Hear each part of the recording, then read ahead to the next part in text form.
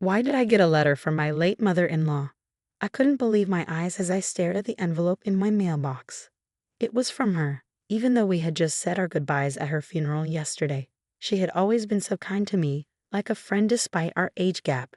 We used to go out and have fun together, and her sudden passing had hit me hard. I was still struggling to accept that she was gone. During my mourning, getting a letter from my mother-in-law was a big shock. As I read it quickly, I discovered something totally unexpected. She had arranged for it to be sent to me by the temple priest after she passed away. Inside, she told me about a hidden door in the family chest and how to find it. She stressed that I should open it alone. Realizing I had the house to myself, I rushed over and used the spare key to get in. Following her instructions, I found the secret compartment and managed to open it. Inside, I found something incredible. I'm Nancy, 35, working as a web designer from home. My husband Tom, 4 years older, and I tied the knot 5 years back. We were introduced by a friend, and our bond remains strong. Sadly, we haven't been able to have kids yet. It's been tough, but my mother-in-law, also named Nancy, has been a source of solace. She always reassures me, saying there's no rush and suggests fun outings like trying out the new waffle place near the station. Her warmth and encouragement have eased my worries about not having children. Though I still long for them, I've decided against aggressive fertility treatments and am letting things happen naturally. My husband, Tom, travels a lot for work, so my mother-in-law and I often hang out when he's away. Despite our age gap, we've become really close, almost like friends. She lives nearby with my brother-in-law's family, who have 3 kids. But while my mother-in-law gets along with them, my brother-in-law and his wife aren't so friendly towards us because we don't have kids. Nancy, still no kids. We've got 3 wonderful ones here. Not having kids is disrespectful. You should distance yourself from your mother-in-law. Amy, my brother-in-law's wife, often taunts, with Jason, my brother-in-law, joining in with mocking remarks about Tom and me. At first, my husband and I would argue back when my brother-in-law's family made those hurtful comments. But they never listened, so we started avoiding them instead. It's frustrating how they're so rude to us, but pretend to be nice around my mother-in-law. She has no idea what they're really like. We haven't told her because we don't want her to worry unnecessarily. Feeling worried, we rang the doorbell at my in-laws' house, but no one answered. So we used the spare key to get in. "Mom," my husband called out, but there was no reply. With a sinking feeling, we searched the house and found my mother-in-law collapsed in her bedroom. "Oh no," I gasped, rushing to her side while my husband called for an ambulance. My brother-in-law's family must have been out because no one else was home. The ambulance arrived quickly, but despite their efforts, my mother-in-law passed away at the hospital. It was a stroke. My husband and I were devastated by my mother-in-law's sudden passing. We cried endlessly, but there were practical matters to attend to, like arranging the funeral. We knew we couldn't dwell in sadness forever. The funeral was meant to be a family affair, with my brother-in-law taking the lead. Despite some reluctance from him, we all worked together to honor my mother-in-law's wishes. But throughout the preparations, there was a sense of unease with my brother-in-law. While he carried out his duties as the chief mourner, he seemed detached. After brief conversations with relatives, he would abruptly leave, leaving them offended. They would then glare at him as he departed.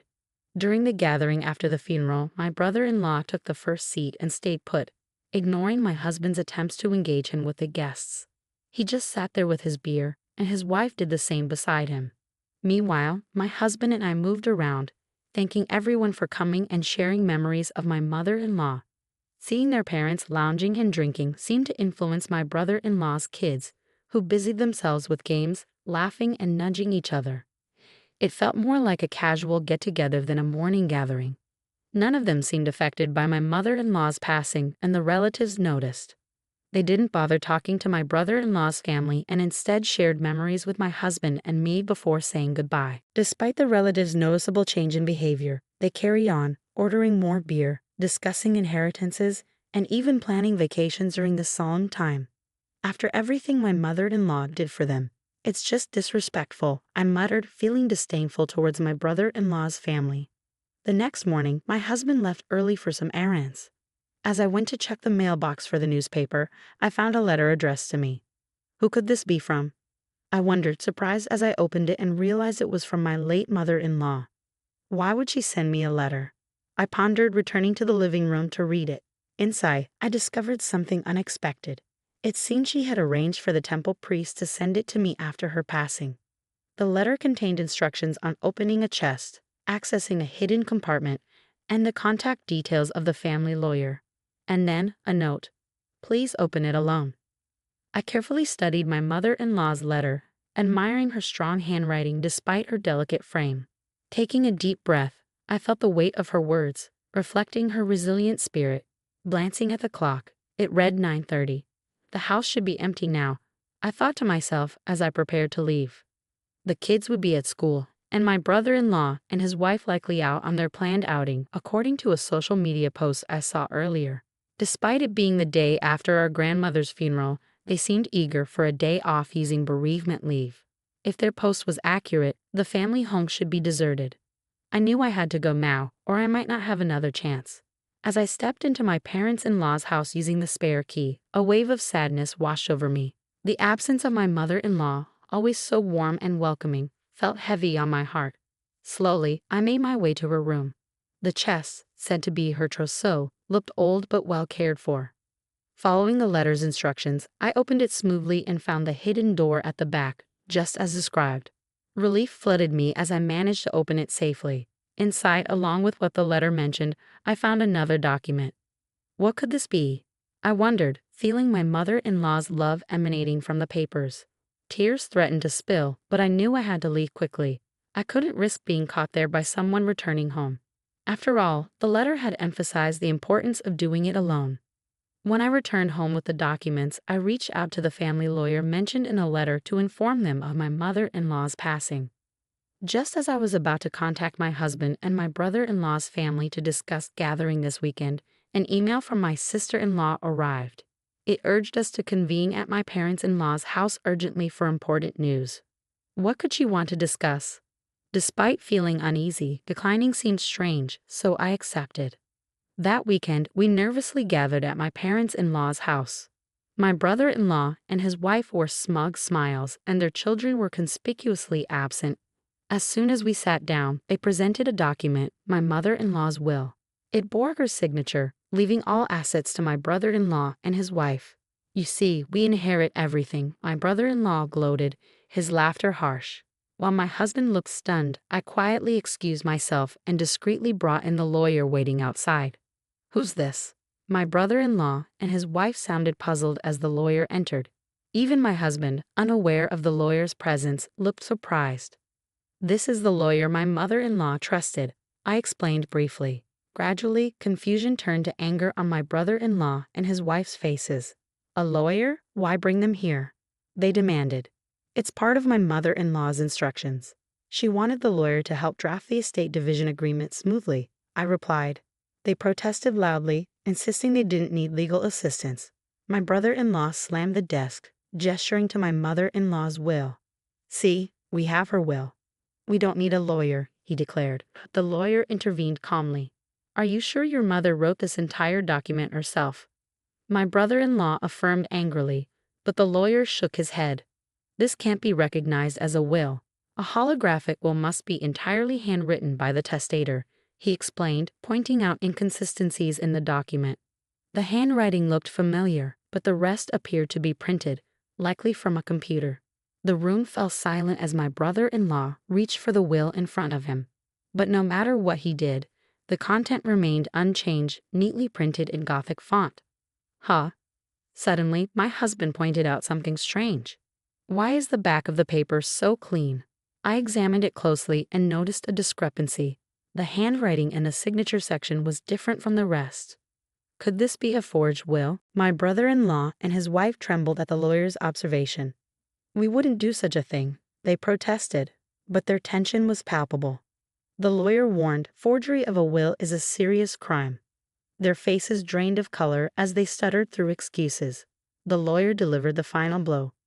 Nancy has a notarized will, making yours invalid. My brother-in-law and his wife were shocked. What? We never heard of it, they exclaimed. But I remembered the letter from my mother-in-law mentioning a notarized will hidden behind the chest's secret door. We were just as surprised. In the letter my mother-in-law sent earlier, she disclosed the hiding spot to us. Along with practical details, she explained her reasons for making the notarized will and why she shared it with me. She had sensed her health declining and prepared the will, suspecting that my brother-in-law and his wife might try to interfere with it. While I had thought my mother-in-law was oblivious to my brother-in-law and his wife's true nature, it seemed she had a faint inkling of their greed. The notarized will stipulated that the assets would be split equally between my brother-in-law and my husband. What? She did this? My brother-in-law and his wife were stunned, their eyes wide. Then my brother-in-law's demeanor shifted abruptly, and he exclaimed, "Ah, right. As the eldest son, I'm supposed to be the beneficiary of Mom's life insurance, aren't I?" His eyes gleamed with intensity as he spoke. I replied in a chilly tone, "In addition to the notarized will, your mother also left me the life insurance certificate, with myself as the beneficiary." Inside the hidden compartment of the chest, alongside the notarized will, was the life insurance certificate. My brother-in-law and his wife balked at the documents in disbelief, their eyes fixed on them. "I never heard about this. I had no idea," the lawyer interjected. "Changing a life insurance beneficiary doesn't always require notifying the previous one." Despite my brother-in-law's protests and table slamming, the lawyer intervened. Turning to me, my husband asked anxiously, "When did Mom entrust you with this?" "I didn't know." I reassured him with a smile. "It was all in a letter I received from her. She wanted to tell you too, but she was worried about raising suspicion with your brother and his wife if both of us were involved. So she entrusted it to me alone." "I understand.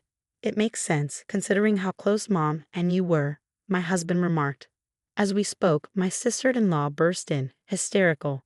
"I can't accept this. Why should you, who didn't even show your children to my mother-in-law, inherit her estate?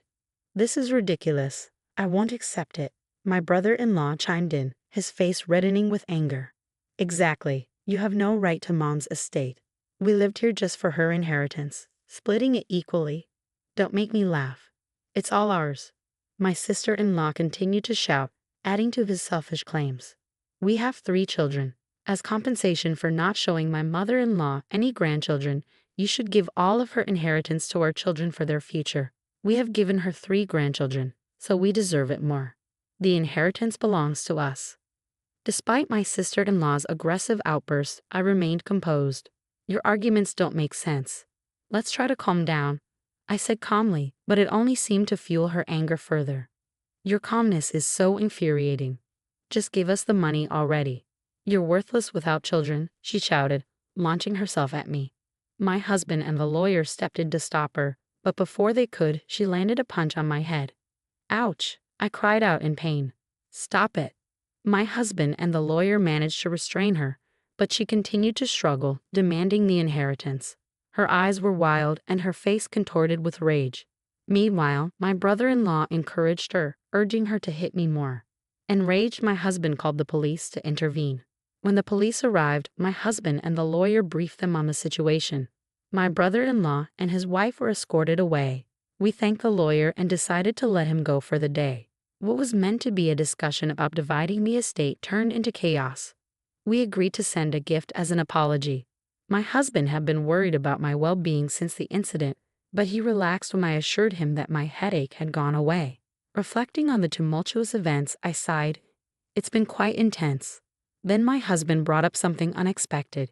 "You know, Amy always seems to boast about her children and money," he said.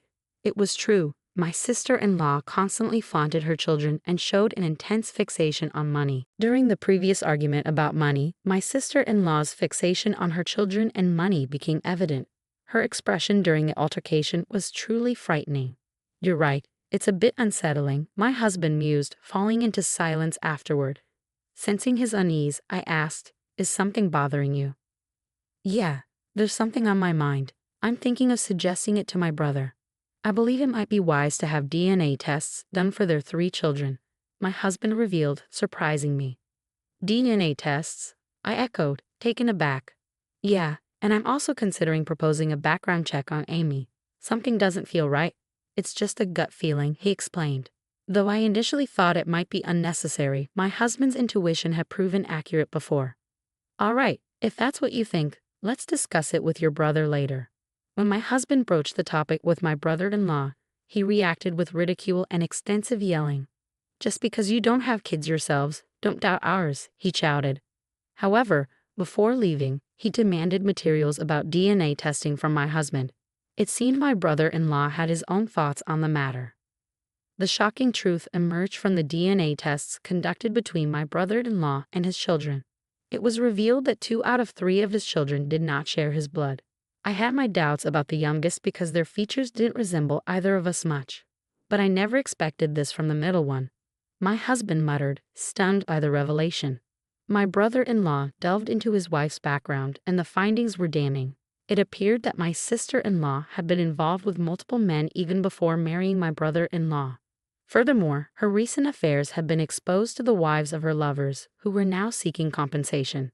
As my sister-in-law spent more time at home than my brother-in-law, she carefully concealed any notices, such as registered letters. Upon examining the details, it became clear that the total amount of compensation demanded far exceeded my sister-in-law's earnings or savings. Ultimately, it seemed my sister-in-law was determined to claim my mother-in-law's inheritance for herself at any cost. As events unfolded, my brother-in-law and sister-in-law escalated into a violent altercation, hurling objects and exchanging blows until blood was drawn. Disturbed by the commotion, neighbors alerted the police, leading to their arrest on charges of assault, in addition to the ongoing investigation into the forged will. Further inquiry revealed a history of theft and harassment against wealthy individuals, compounding their legal troubles. Ultimately, both ended up incarcerated. Concerns arose about the future of their 3 children, for whom we were now the closest relatives since our mother-in-law's passing. Despite considering taking them in, we hesitated. The children had been deeply influenced by their parents' toxic behavior, referring to us disdainfully as childless incompetence.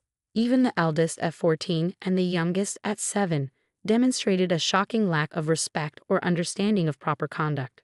Despite their parents' predicament, their attitudes remained unchanged. Hearing our 14-year-old nephew dismiss us as childless idiots was disheartening beyond words. Exposed to such hostility, we found it impossible to nurture affection or optimism about their upbringing. In the end, we decided to reach out to my sister-in-law's parents and formally cut ties with the children. It seemed they understood our decision, as our nephew bitterly remarked, "I'd rather live in Grandma's old shack with a clueless, childless couple." It was clear this was the best course for everyone involved. We chose not to disclose the fact that the younger 2 children were not biologically related to my brother-in-law.